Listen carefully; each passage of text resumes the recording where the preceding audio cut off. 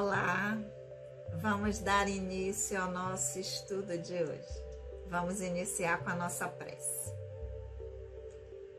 Querido amigo, amado Senhor Jesus, mais uma vez, em pensamentos, nos reunimos em Teu nome. Abençoa, querido Senhor, os nossos propósitos de aprendizado. Que o Teu amor possa sempre encontrar eco em nossos corações. Que assim seja. Olá, amigos. Mais uma vez estamos aqui para darmos prosseguimento ao nosso estudo. Nós que somos o GEOB, o Grupo de Estudos das Obras Básicas da Escola Espírita Francisco Xavier. E que nesse mês de dezembro já tivemos o nosso primeiro estudo na semana anterior, no dia 4.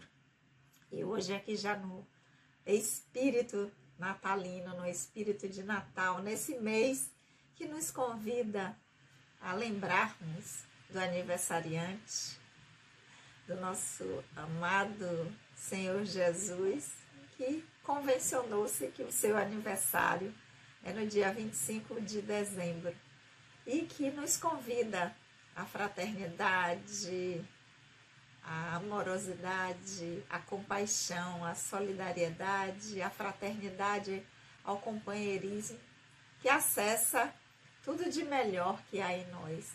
As luzinhas, o presépio, oi, Rai, o presépio está aqui, os meus já estão todos pela casa.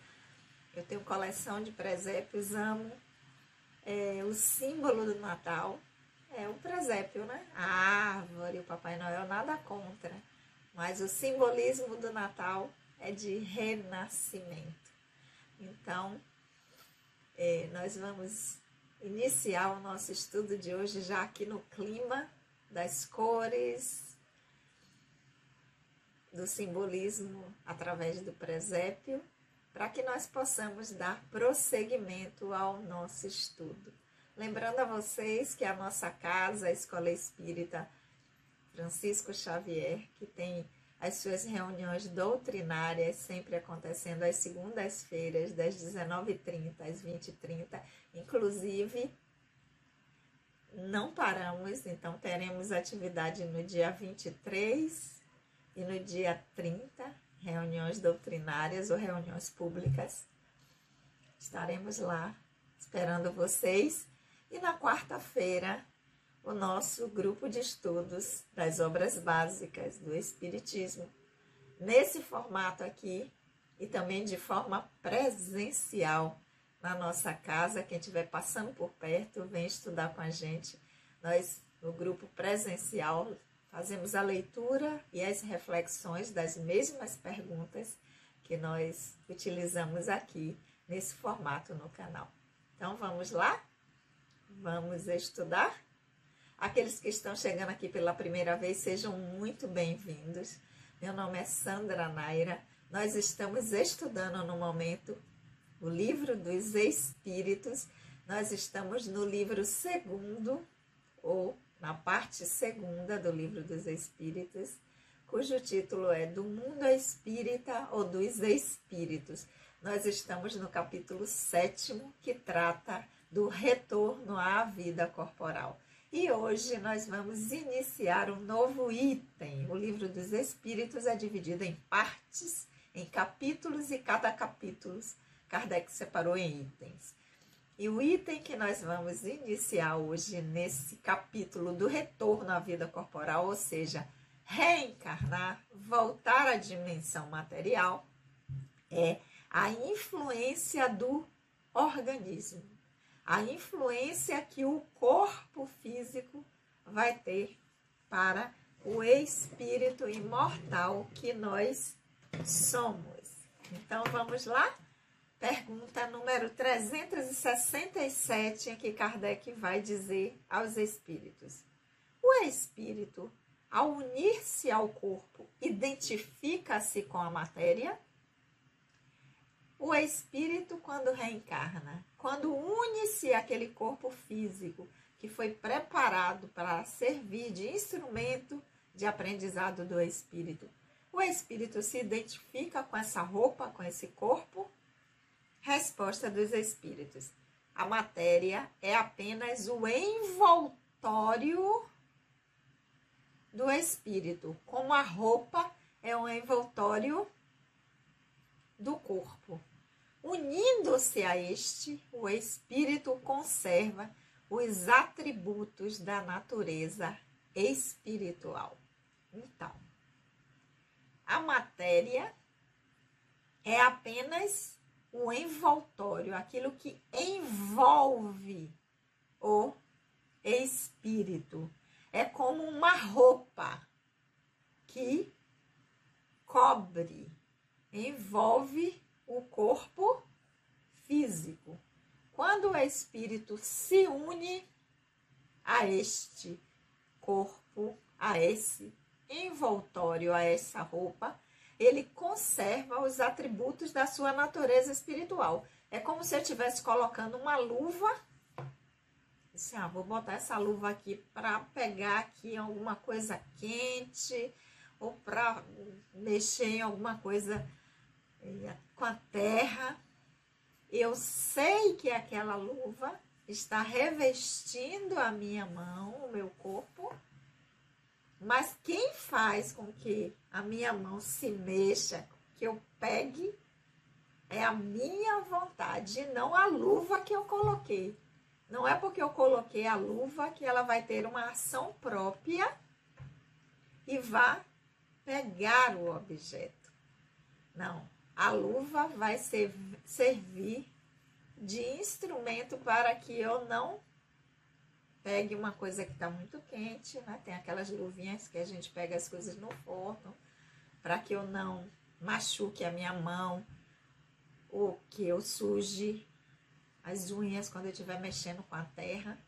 Mas ela vai obedecer ao meu comando. O fato de eu colocar a luva não dar propriedades à luva. Então, o espírito une-se ao corpo, mas os atributos da natureza espiritual que ele tem, de espírito imortal, continua existindo. Ele conserva esses atributos e utiliza esse envoltório, essa roupa, para representar a sua vontade. Então, eu quero pegar algo quente, a minha vontade, o ato da minha vontade faz com que minha mão se mova e a luva eu consiga pegar com essa luva. Então, essa foi a pergunta número 367 que Kardec fez aos espíritos. Continuando, ele vai dizer: as faculdades do espírito se exercem com toda a liberdade após a união com o corpo. Quando o espírito se une ao corpo físico, adentra na dimensão material através do nascimento, do renascimento no processo reencarnatório. Todas as faculdades do espírito podem se expressar com toda a liberdade. É isso que Kardec está querendo saber. E aí, resposta dos espíritos: o exercício das faculdades depende dos órgãos que lhes servem de instrumento. Elas são limitadas pela densidade da matéria. Então, a densidade da matéria limita que o espírito exerça toda a potencialidade de todas as faculdades que ele tem. E isso nós já vimos hoje. Por exemplo, o nosso cérebro, que é um órgão que serve de instrumento para que o espírito se expresse, ele não tem a capacidade de expressar todo o potencial do espírito. Tudo que o espírito é capaz. Então, nós somos limitados pela capacidade desse instrumento, desse decodificador. E hoje a gente já sabe, né, que o nosso cérebro, ele é, digamos assim, não é que ele é subutilizado, é que nós ainda não utilizamos toda a potencialidade que ele é capaz. Por quê? Porque A matéria, ela limita toda a capacidade que o espírito tem, todo o atributo, todas as suas características, tudo que o espírito em si é capaz de fazer. É um limitador, os órgãos. Então, a densidade da matéria limita todo o potencial que o espírito tem. Então, enquanto desencarnado, enquanto na dimensão material, nós somos limitados pela densidade da matéria. Quando nós estamos na dimensão espiritual, como a densidade da matéria na dimensão espiritual é mais fluida, menos densa, a nossa capacidade de expressar com mais liberdade todas as potencialidades que nós temos enquanto espírito. Que na dimensão material também é matéria, mas é uma matéria menos densa, mais fluida, mais etérea. E ainda assim é um limitador para a essência que é o espírito. O espírito, essência, também na dimensão espiritual é limitado por aquela matéria, mas é muito menos do que na dimensão material, porque a densidade da matéria ela é muito maior. Então, essa foi a pergunta número 368. Só que Kardec vai complementar essa pergunta 368 se a faculdade do espírito se exerce com toda a liberdade depois que está unido ao corpo físico. Ele complementa essa pergunta com a 368A, dizendo: de acordo com isso, o envoltório material seria um obstáculo à livre manifestação das faculdades do espírito, como um vidro opaco impede a irradiação da luz? Perfeito. Você veja como o Kardec, né? Ele vai detalhando cada vez mais a forma como ele investiga, como ele faz as perguntas, para quê? Qual é a intenção disso? Para clarear ainda mais o nosso entendimento, para ir de forma bem mais analítica, não ficar de uma forma genérica, de uma forma sintética, de uma forma global. Ele vai descendo cada vez mais, aprofundando o nível das perguntas, para que nós possamos compreender melhor. Para que isso tem uma finalidade. Para que a gente saiba, para que a gente entenda todas as perguntas do Livro dos Espíritos, não. Para que nós utilizemos essas informações no nosso aprendizado.